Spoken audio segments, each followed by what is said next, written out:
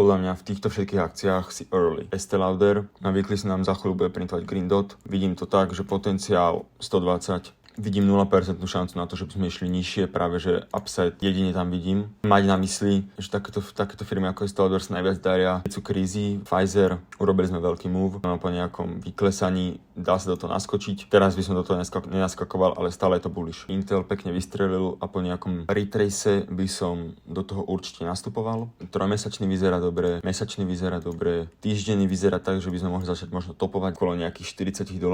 Duolingo to je môj teraz taký hot take. Myslím si, že tu sme na začiatku, v týchto ostatných už nie sme až tak na začiatku, ale v tomto Duolingu sme na začiatku. Myslím si, že vynikajúca chvíľa je aj teraz do toho nastúpiť, úplne vážne. Circle, ďalšia spoločnosť, v ktorej sme early, masová adopcia USDC, USDT.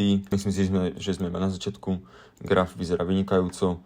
Tiež tam som, ale už som v pluse peknom. Targetujem určite highs a potom vyššie. Bullish, toto je tiež crypto company, vyzerá vynikajúco. Tiež som tom, targetujem tiež highs. Úplne verím tomu, že by sme vedeli ísť vyššie. NVO tiež sa mi veľmi páči, tiež som v tom, tiež som už v pluse. Trojmesačný vyzerá dobre, mesačný vyzerá dobre. Teda trojmesačný, nemáme tam VIK, ale to by sa dalo napraviť. Mesačný vyzerá tiež dobre, Green Dot, takže stále hľadám iba upside, žiadny downside. Najviac tohto som bullish na NVO, na Duolingo, Circle, bullish, ale všetky vlastne, ale tieto vymenované najviac.